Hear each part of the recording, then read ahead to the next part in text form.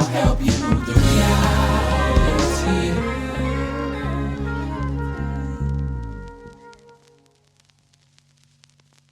Hey everybody, welcome to another episode of On the Other Side of Momming.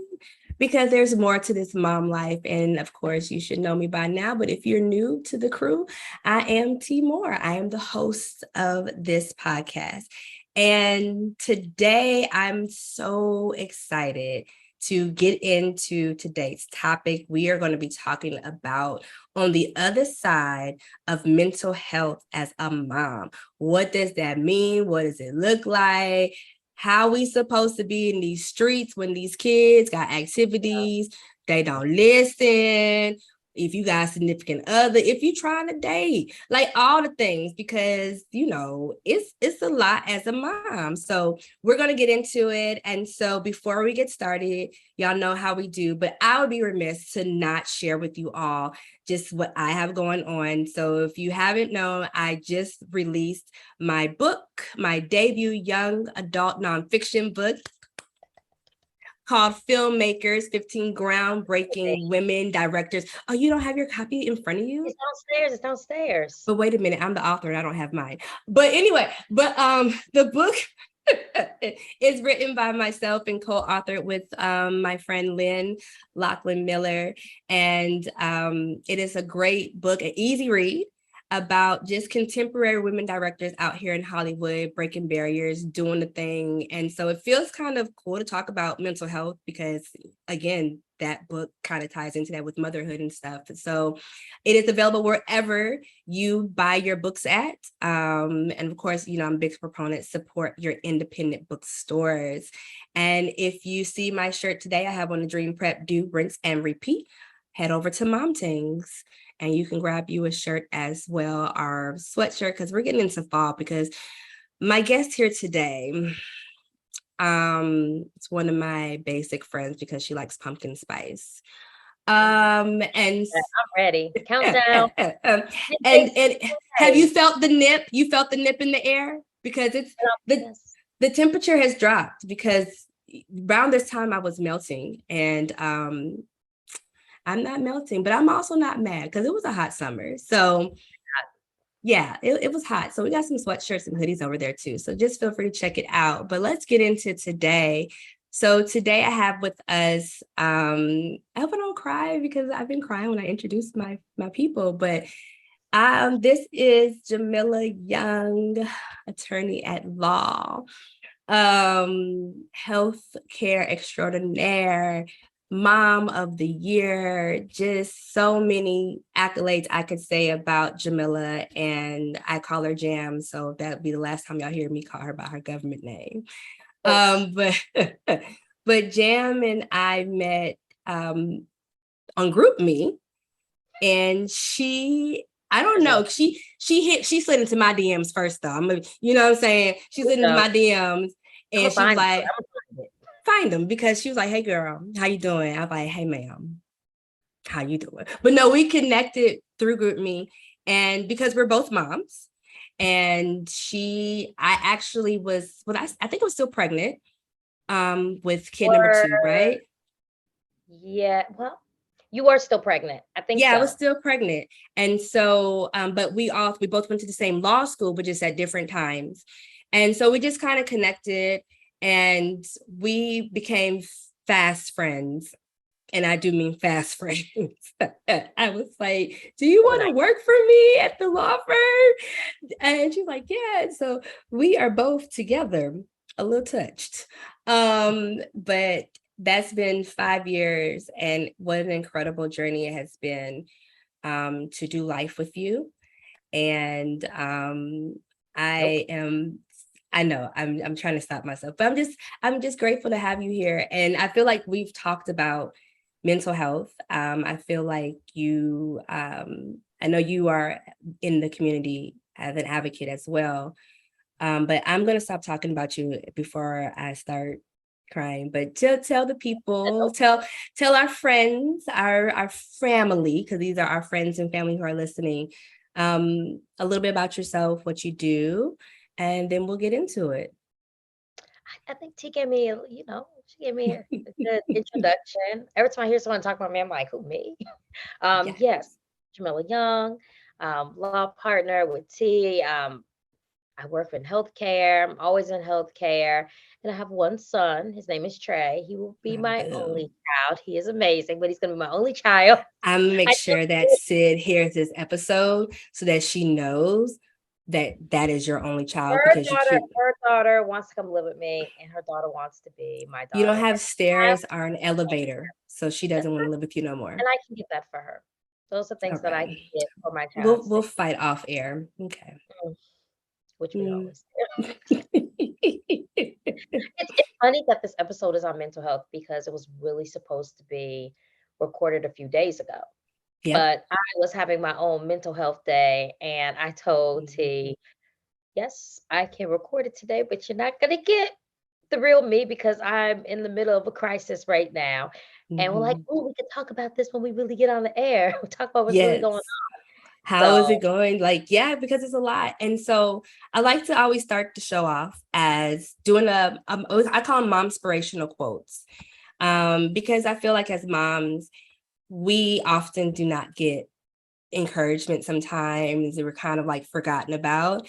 And what word? so, yes, and like, and part of this community that I'm wanting to build is more so for there's more to mom life. Literally, it's not just the saying, like it really is more to us. We are more than just moms. We are more than just wives or girlfriends, our co-workers, our sisters, daughters. Like we are who we are first. So today's quote comes from Lisa Oliveira, and she says, just because no one else can heal or do your inner work for you doesn't mean you can, should, or need to do it alone. I feel like I need to read that again I heard because that years that ago. that that that's gonna preach. So let me read it one more time. Let me put on my preacher voice. uh, just because no one else can heal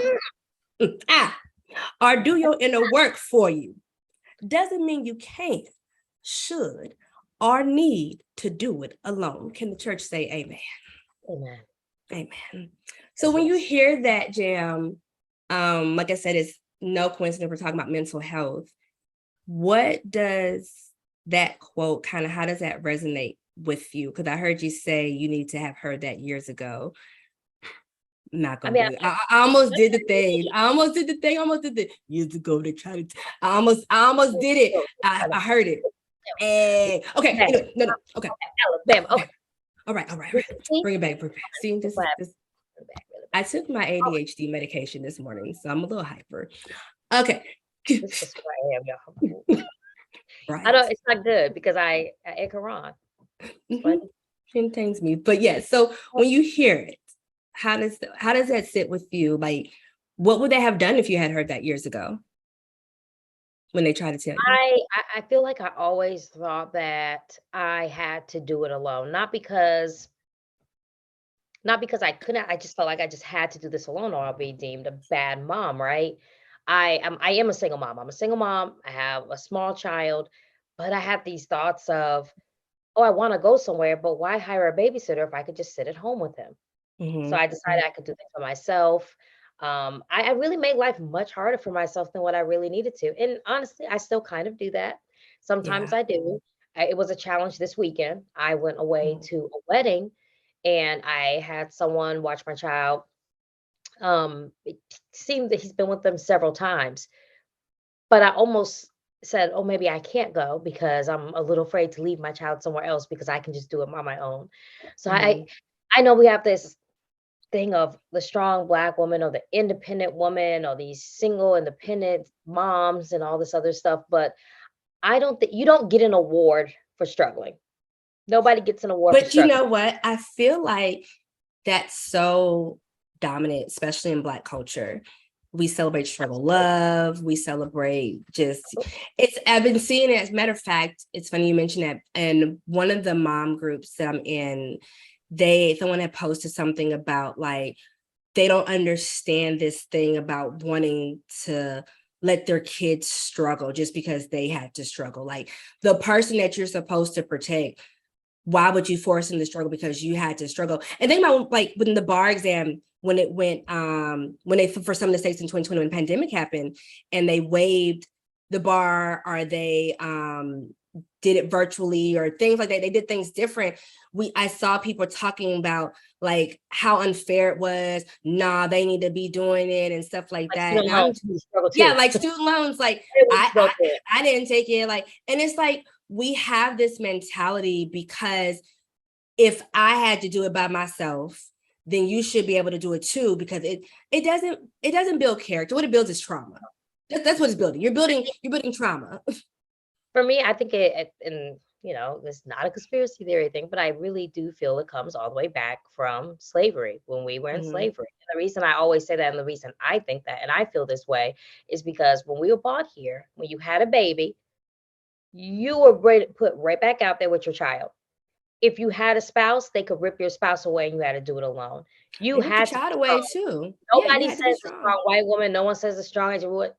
There's a strong black woman. You have Yeah, been told forever, and I believe that can be passed down. They finally did a study and said that all of these things can be passed down. All of this trauma can be passed down. We already knew that. yeah, Thank yeah. you for doing a study, but I feel that that has been passed down, and so it is instilled in us to struggle Mhm. and to do it alone. And so Right. it's hard to break that. My parents did not throw me out when I was 18. I'm blessed. My dad's still here for me. That's a whole nother conversation by itself. But Still yeah, here for me. seriously. But as a mother, I think that is something that we've always seen. You have to Yeah. find a way and make a way out of no way. And if you don't, you're not strong. You can't ask for help. I am against that now. I'm ready to ask for help. Oh, someone help me with Trey. Okay. Somebody help me with this. Oh, I need help. I'm going to ask for help now. When it comes to mental health, whew, our people have not been Mm. big on that for decades, forever. Our parents were not big on that. I'm so Yeah. proud to see millennials and Gen Z like really honing in on mental health, because we are all realizing now, and T and I have had this conversation, we're all realizing now that we've all been through a lot of things. We all need to go and talk to some type of therapist, because we're relying on Mhm. each other, we're relying on each other, you know, as friends and all. But a lot of those conversations are way, way, way, way deeper than we even know. Yeah. It's Yeah. it's so deep.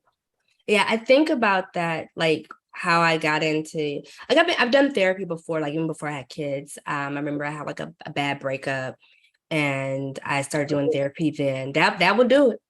And that was And me. Let's go. and so I would go, and then but motherhood really was a whole nother ball game. And I remember after Savvy was born, just feeling like I was drowning. I felt like I was drowning. I felt like it was just too much. And nobody seemed to get it. No one seemed to understand what I was going to, not even my own mom. Even though she was supportive, I still didn't feel like she got me. And maybe she did, maybe she could relate, maybe she could resonate. But it just felt like I still felt alone. I still felt alone. I felt like I was drowning. And before our partnership, I just felt like the firm wasn't doing what I needed it to do. And it just this weight. And I could begin to rationalize and understand how mothers, and I'm gonna be very transparent here, because this is a safe space. And I believe that one of the things that we do as a community is we don't get honest and people don't know, but I felt like I understood the moms who took their lives, who took the lives of their children with them as well, Absolutely. because you're like, can't nobody raise my baby better than me. And so when I felt like I was getting to that breaking point, that is when I knew I need to seek out help. Um, and I took the test for postpartum each time after I had both the girls. And I postpartum, according to this test, I didn't check all the boxes, so I didn't have postpartum, but I was still feeling like, I mean, Yeah. I think I have postpartum. I don't know who made this test up. Yeah, I don't want to have sex. That's how I got here. Okay. So no, to your question about that. No, I don't want to kill myself. I don't want to kill anybody else, but I don't feel right. And I think about my first pregnancy where it was traumatic. I almost lost my life giving birth. And then the second pregnancy, while it was textbook, my oldest was just 23 months old. And I have this newborn. And I'm not sleeping again because I'm nursing. And no one can nurse her because ain't nobody else producing milk but me. And so I'm drowning and I'm trying to run a business and I'm trying to write a book and I'm trying to do this. And I feel like I want to contribute because I feel like I'm failing as a spouse because I don't feel like I'm contributing because I'm a stay-at-home mom. And so all of these things compounded. And I was like, I got to get some help. And so I thought, I got my therapist and so I've been with my same therapist now for 5 years. And sometimes people want to leave because I feel like you're supposed to graduate from therapy. But it's been my saving grace to have her in my life, to have that unbiased person who doesn't really know me, but knows me. Obviously, after 5 years, she knows me. But then this year I added taking, I mentioned earlier, I'm on ADHD medication. I just got diagnosed with ADHD in July. And then I finally started to take Lexapro. Now that had been prescribed to me mentioned years ago, before I had kids, when I was working. But then my primary had tried to prescribe it to me, like maybe within the past 2 or 3 years. I was like, I'm not taking that because I should be able to handle whatever's going on without medication. Because no. And now I was, even though I'm a Christian, I knew well enough to know that you need more than just prayer. So that's why I had therapy. I knew Jesus and therapy, they went good together. But I had this thing that was like, but the pills, taking any medication though, felt like a failure for me. If it felt like if I took this medicine, it means I failed myself because I can't handle my mental. Because the therapy should have been enough. The praying should have been enough. And was talking to you actually, Jam, back in July after Alicia had died. And remember I called you because I was like, girl, I'm a recovering hypochondriac. Don't judge me. And I remember I called you and I was like, hey, my legs are swollen. And I was like, and I wasn't sleeping. And you was like, I'm not about to call you. I'm about to call you. And I'm not going to text you back. I'm going to call you.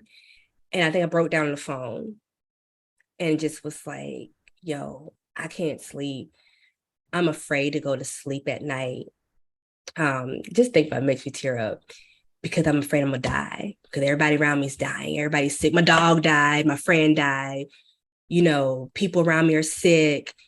And it was just the kids and marriage and work and all these things. And I remember you talked to me down off the ledge and you were just like, it's going to be okay.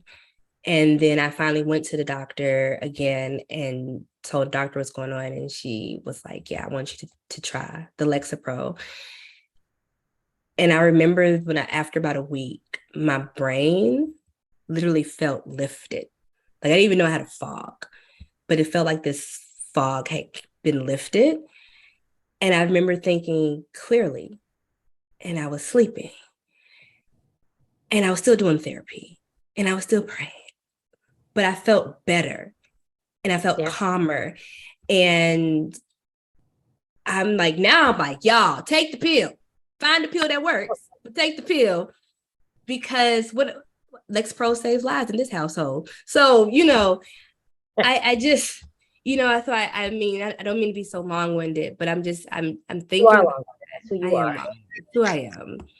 And that's who you are too. But I think about that and I think about having you and my other friends to lean on during that time. Like, I just think like, why don't we have that as moms? Like, why is it almost like we have to have these side closed off conversations that start with, hey girl, don't judge me, but I'm feeling this. Well, I mean, if you think about it, like none of these conversations were had, even when we were younger. All I ever saw was my mom, who has 5 kids. My mom just Bless kind her. of did things. She was there. Well, my nana was there too, who really was really, really big in raising us too. So she had help, but it didn't seem like it that way. It was like, oh, my grandma's here, my mom's here, and all. But there weren't conversations when we were little about what moms are going through or anything else. It was always a conversation of you have these kids, you cook, you go to work, you do it, and that's that. There's Mhm. no real life talk anywhere about anything. Um, I remember when I first had Trey, I went back to my appointment and I knew something was wrong. And Mhm. my doctor asked me what was wrong. I didn't want to admit anything because I had to be a strong Black woman. And she asked Mhm. me a few questions. I don't know what kind of test you took. I didn't take a test, but she just asked I me a few took like questions. a paper test. She gave me like a Mm-mm. paper test. She asked me a few questions, and she said, "This is probably past the baby blues," and gave me Mhm. Zoloft and everything. I am not against medication. I'm here for it. I am um, and I took my medication, and that helped me out a lot. I Mhm. oftentimes tell all my friends that it always feels like, even when there's depression or anything, that there's fog in my head. I Mhm. often tell everyone that there's just fog. um, Yeah. and so it feels that way a lot of the time. It feels heavy, and Yeah. especially with depression. I hate when Mhm. people tell me you have depression, and then they say, "Well, think of happy thoughts." You don't think I thought of that already? Happy That thoughts. Go to your happy place. that's the easiest thing. But it is tough. It just feels that it's so tough to admit that this is hard because many, many, many women from the beginning of time have become moms and they did it. So why am I having Mhm. an issue with it? Why What am I makes, making why are it you hard? struggling? Right. And then you'll have like social media and everything else. People put up these different views of things.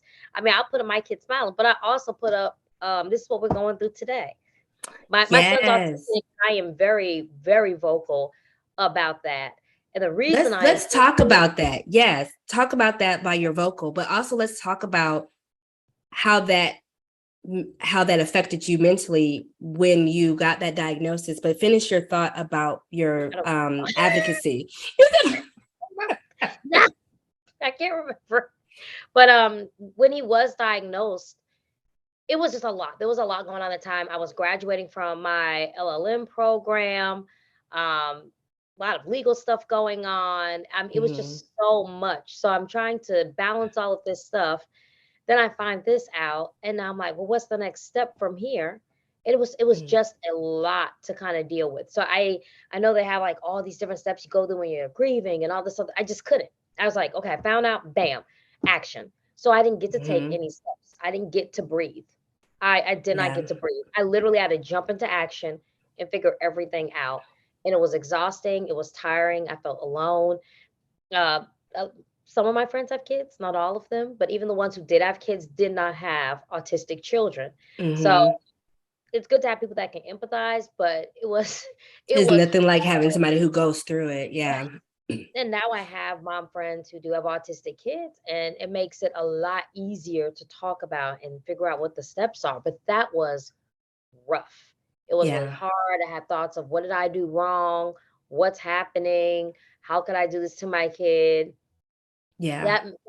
And already during that time, I was severely depressed. I've been in Yeah. therapy for about, I guess, maybe a year around Mhm. then. But it made me so severely depressed. Then I reached out to all my friends. I started telling them about my depression. I reached out to you. I was telling everybody, I'm like, I don't know what's wrong. Like, Yeah.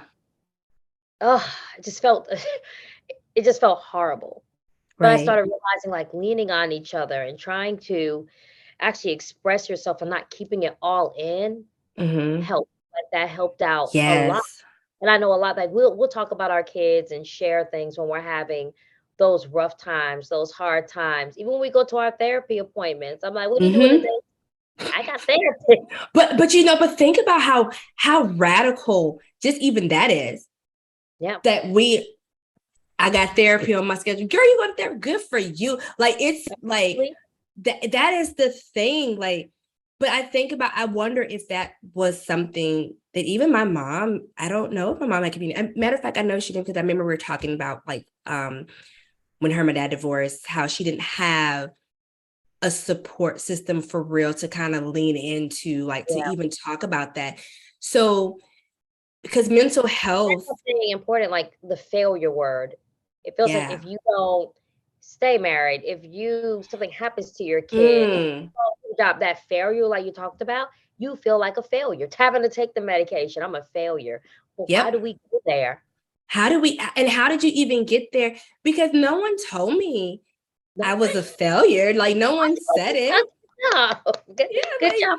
The next thank you, step. thank you. I took the next step. I am, listen, there's a marked change in me taking the medication. Now I don't want to be on it forever. Of course, that's not the Yeah. end goal. I do want to learn how to Know what manage. you might need. Like if you need Yeah, it, it's good that you're opening up to finding what's best for you.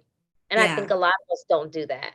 We just yeah. try to go with the status quo, what we think the status quo is. Yeah. And I think it goes back to what you said about the strong Black woman, the cape. I know Essence has done an article about it. I know, like you said, there's studies, there's research, there's think pieces on it. And, I think to your point, yeah, I mean, it's not about being controversial. No, it does go back to slavery because generational trauma is passed down. Even if there was no such thing as slavery, we're still passing down things to our children's children. Like it's still passed down. Absolutely. So that is something that's passed down. You didn't go to listen. Part of the problem anyway in the Black community is we don't talk about stuff because We do not. you and what's When the I thing? found out my child was autistic, the reason I was trying to find stuff when I was telling people that Trey was something was different, it was he's just a boy, he's just hyper. I had to go to Mhm. YouTube and watch families. I Oh, took him to a YouTube. soccer camp, 3 different each week. The first 3 weeks, I had a white parent actually come up to me and ask, "What part of the spectrum is your child on? What part of the spectrum?" And he hadn't been diagnosed. But everybody else Mm. is so quiet. When I did talk to some friends about it, don't use the A word. What's the A word? What's the Autism. A I'm like, word? oh. But we don't talk about it. We We don't don't. talk We don't. about it. It's so hush. Listen, it's the reason because I have connected with friends like you and other friends who have children who have different type of needs, I'll call them. That's the reason why I got Sydney evaluated. Yeah. And because I thought some of the things she's doing doesn't seem like typical, like normal. Like, it doesn't seem right. And talking to a friend who was like, oh, she might be on the spectrum or she could have ADHD. And then when she said that, I was like, really? And so it started me down that rabbit hole of going down. And then I was looking like, this sounds like me. I sound like I could have ADHD. And I remember like I shared it with you and I shared it with a couple of people and they were like, y'all so judgy because I gotta get new friends. So this is also my all call for new friends, new best friends, new sister I friends, just know you because very well. they just let me be out here in these streets and they thought I knew something was wrong with me and they was just like, we thought you knew, girl, you ain't know. I wouldn't say necessarily it's a great word. But Wrong. that's true. Let me change the But I language. would know you would like we'll have a conversation. Hey Jam, what's up? Girl, let me tell you about this book. And then yes, it was that red dress. Which red dress T? Oh, Yeah. And that's but but it's and that's okay. And so, but like to your point though, when I would tell like other people, like I think I okay. might have this, don't say you have that. You don't know if you have that. Like, why would you say that? And don't say Sydney has this. She Not might not. bad to say it. It's not bad. It's not a death sentence. Even if it was, it's still I still at least I know. It's who you are. It's who I am. And so when I got my official diagnosis, it was so helpful because Yeah. oh my gosh, it made some. And part of the problem is that I don't present, right? I don't present as someone who has ADHD typical, like what the standard is for that. And so when it was mentioned that it could possibly be something that Sid has, when I was looking up, because in girls it's harder to diagnose. Again, I'm 38 getting diagnosed. One of my friends just got that at 40 something. Diagnosed late for everything. Yeah, Because back we in the late to 90s the and everything class. else, it was like, okay, well, that child over there just touched or what. And when you think about, and it goes to the same thing with the mental health aspect of it. It's depression, and our anxiety, our any of the things that could be that falls under the umbrella of mental health. It is, and especially if you grew up with a religious background, maybe Yeah. you pray that thing away. Okay, Pray it away. That's pray it. it away. Say some prayers and it will be okay. Say Like, the okay, prayers, throw a few Hail prayer, Marys, you're gonna be all prayer is right. not bad, but sometimes you just need a little bit more, a little something else. You need It's okay. more. And I Okay. think that's the thing, is really what our generation is doing, is really breaking this thing. I got my kids in play We are. therapy. We are. We Like, really, really are. Our generation, we actually notice these things now and we're doing something about it, not brushing it under the rug anymore. right. Now I know you're really big with advocacy work. So how does that play? Like, if so, for the moms who are out there listening, who might be feeling like they're drowning or feel like they don't have community, what are some things that you can tell them to kind of tap into? Because mental health is self-care.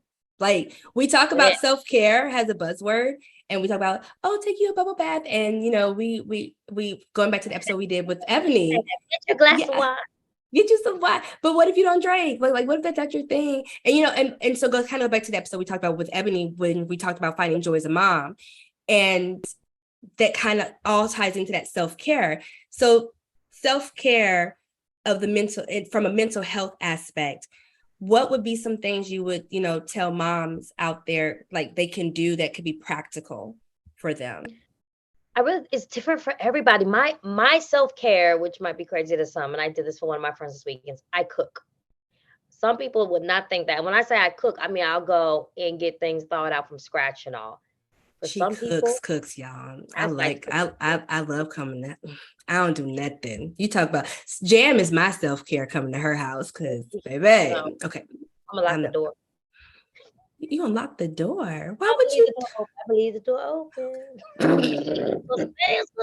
Hey. But it matters. What do you like? And as moms, I realize this in therapy. A lot of us don't know what we like to even do. They ask me, what do you like to? I like to Trey, and I like to do this too. And then now, when you would Trey, like, what do you like? What do you like? What do you like? Because you know what? That's the first question. It could be writing. It could be sleeping. It can be anything that makes you happy. And even if you're not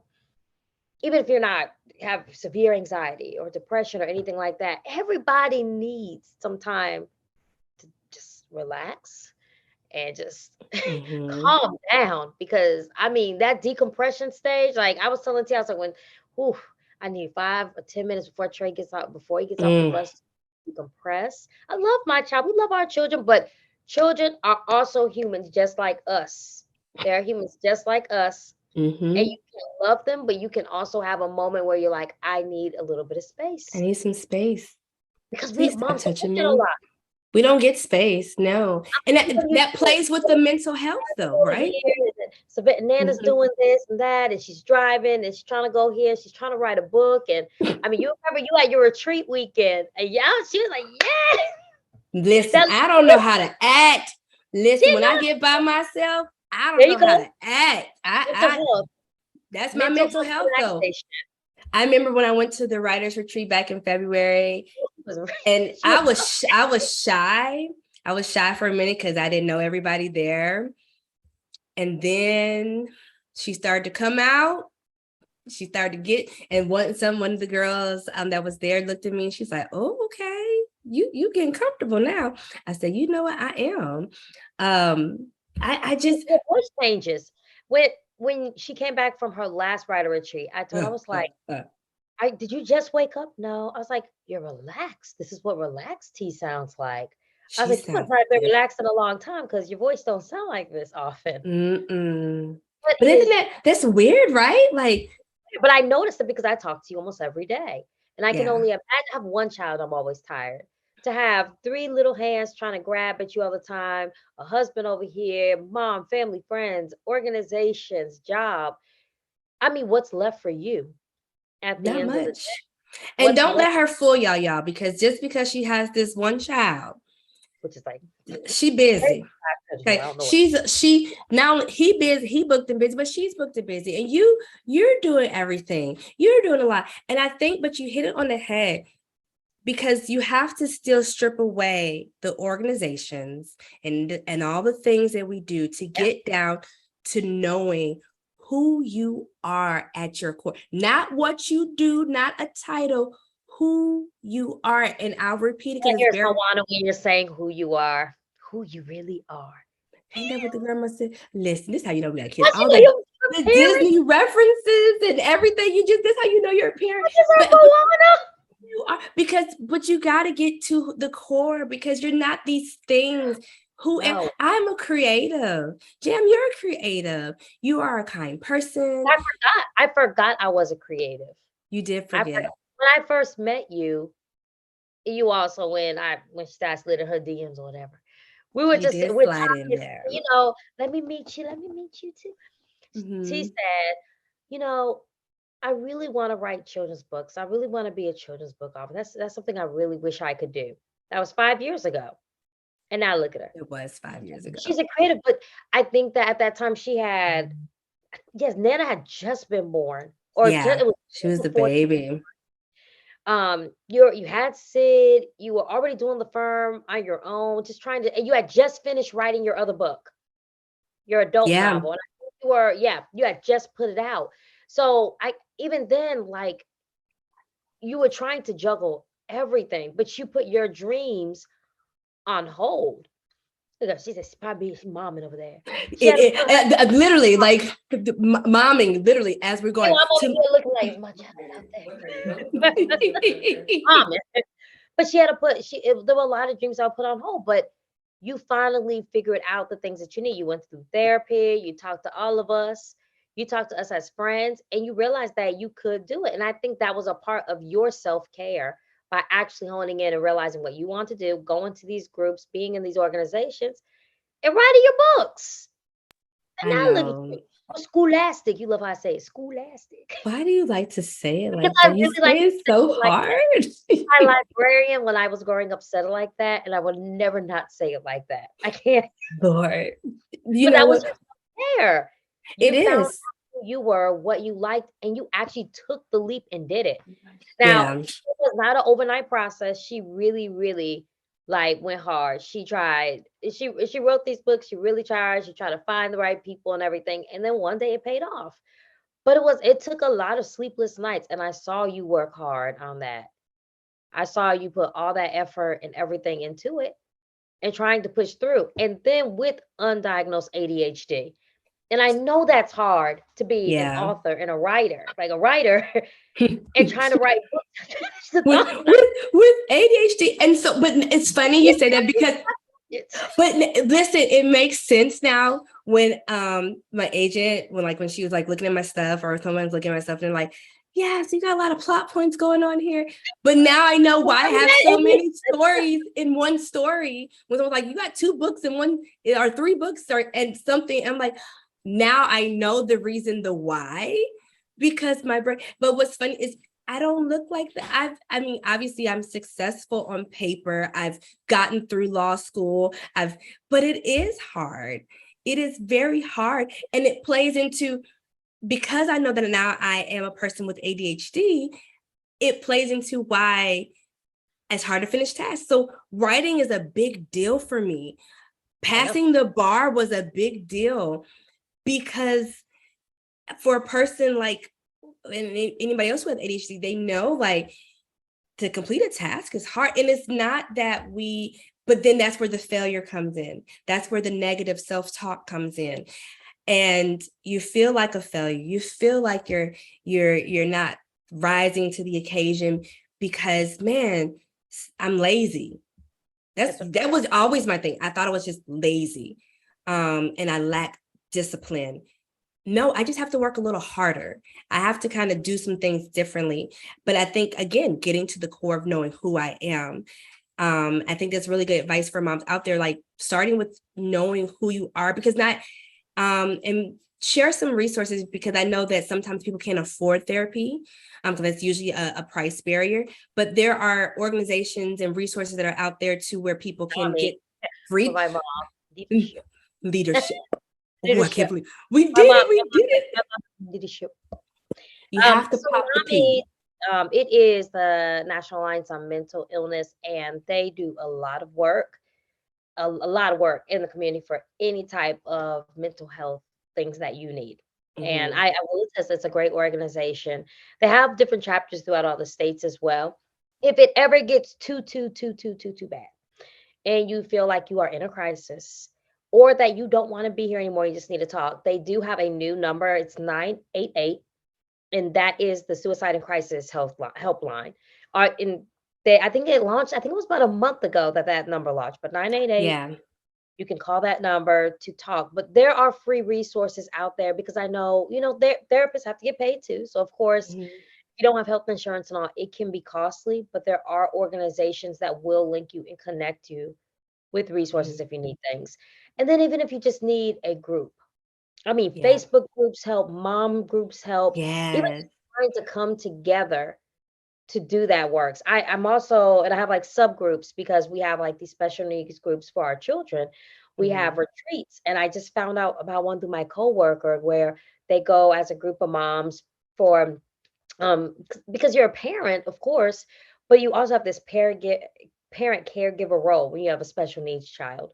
So there's a retreat that's coming up for moms who have autistic children. So we just go, and we're really just there just for respite, for us to relax and talk and leaning on each other, which Yeah. I'm really excited, because I didn't know that existed. But I'm Yeah. excited to hear about those things, So because then you don't feel alone. alone. Yes. You And I want was to have gonna people say, around, but you feel alone. You can feel alone sometimes. and disclaimer, my mom is talking background, so y'all, if y'all hear stuff, my mom is the one who likes to vacuum every time I'm on the phone. Um, I have muted my mic several Bruce, times because no, she started messing with stuff. We need to put this, I need to find, ma'am, you see the ring light is actually out today. Like the mic is here, I'm recording. Then she but they say started you have trying to to, thank your then parents. she started, right, you got to parent your parents. Then she started trying to talk, and I'm definitely gonna mute the mic, because listen, I don't edit for real, because I don't know how to. I don't, so You know your strengths. I know my strengths, and one day we'll be able to delegate that out. But in the Gracias. meantime, this is where we at. But alive. But so I would say the second thing is after you've learned, took the time, and I know it's hard, especially if you are. But there is time in your day, somewhere in your day, that you could take a few minutes just to figure out, what do you like? And that's deep work. That's not an overnight thing. Jam has known me for 5 years. Yep. This has been probably in the making for me, though, for many, many, many years. But it's probably within the last 5 years, and I would even say the last 2 years, the pandemic really, I have been doing some deep inner work of healing, of addressing trauma for myself, calling a thing for what it is, so that I knew how to fight it. But the next thing I would say, you got to find community. If it's just one person, you got to find a safe space. Facebook groups actually are pretty legit. I really do like them. It's how I actually started learning more about the conscious parenting, or gentle parenting, or however you want to call it. Got into that movement, and then again, finding friends who gentle parent. Finding a writer mom Facebook group, and community, just having community, and finding your person or persons that you can connect to. It's because of the relationships that I have that, one, I can go get myself evaluated. I can get my kids evaluated to find out. I can have open conversations with my girls, because, hey, Sid is doing this, and I know, you told me Trey had this type of experience, and so then I'm able to come back to you and ask you about, okay, hey, what can I do to get to get this situation figured out when it comes to my kid. So, like I said, I can appreciate having friends like you because, like I said, it helps me to be able to like, did you go through this? Have you went through this? And then you just begin to find that safe space and you begin to find your people. Because I just think we do motherhood alone and there's mommy judgment out there. And then, like you said, social media really plays with your mental health. Like social media, I mean, it really does, because you'll see these people out here like, oh wow, they just had a baby, they look like this, or they're having the time of their life. Because people will reach out to me like, dang, you're such a good mom, your kid does everything, how do you do all these things? I was like, and it's like, let me go ahead and put up a picture of Trey having a temper tantrum. Let me go ahead and tell you what kind of day I'm having for real, because please don't think. Now, don't get it wrong, she is very crafty. This is my crafty BFF. She is amazing. We have fun, like when we get together and we get the kids together. But what I love when we get together, we started our own family tradition, our Young More family tradition for the 4th of July. So I'm super excited. But like, that was so cool because whenever we come together, I think we've had like a random slumber party with the kids before too. Yeah. But it was like, she can go upstairs and she can go do something. She can go take a nap or whatever. I didn't care because I have all the kids. And having 3 kids, what's one more? It's a party at that point for me, but I could go away and do something that I need to do. And it was just like this trade-off because there's this understanding that I think as women, as moms, that we just have. You just you just know.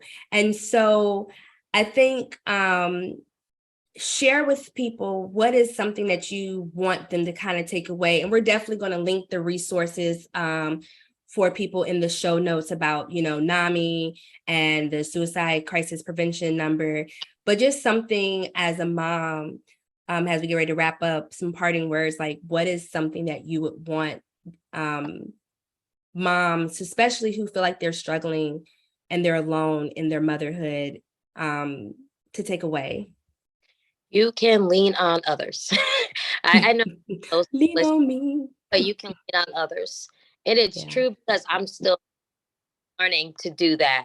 I'm still learning to lean on others. I'm still learning to use my voice and say, I'm not okay. Yes. But too, you can say you're not okay, and that's fine.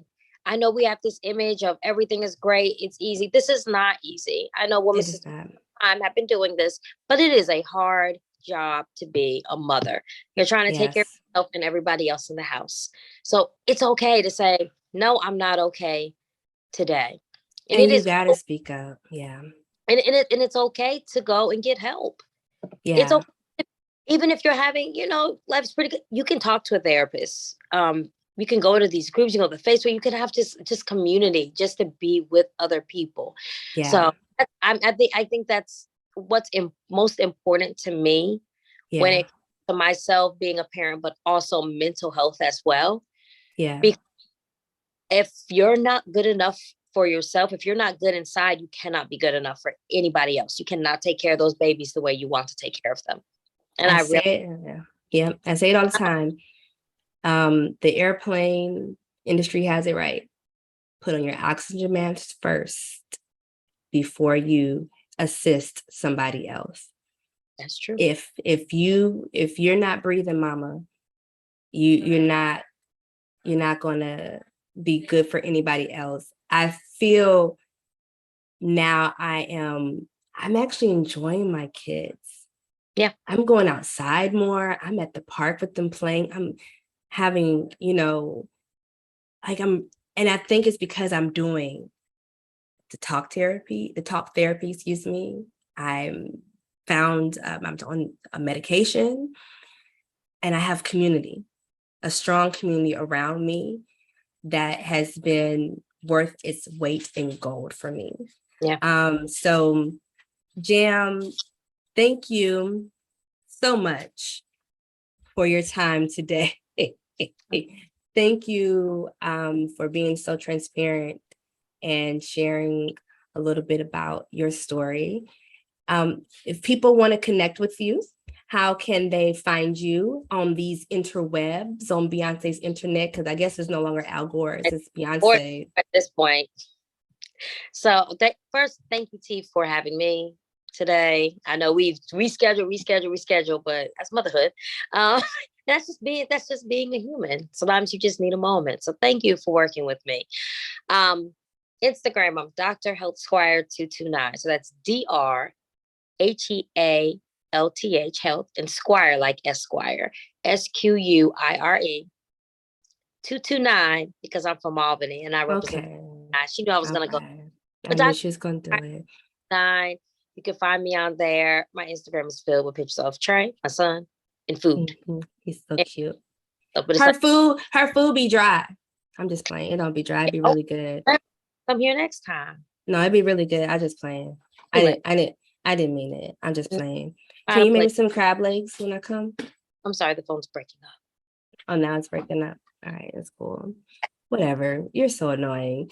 But I love you too. But I love you, Jam, and you're tea and jam. We did our tea and jam. You're doing great, Mom. And to my mamas who are listening out there, you two are doing an amazing job. If no one has told you that, you're doing the best you can with what you have. And so until next time, we will see you on the other side of Mommin'. Have a great one, everybody.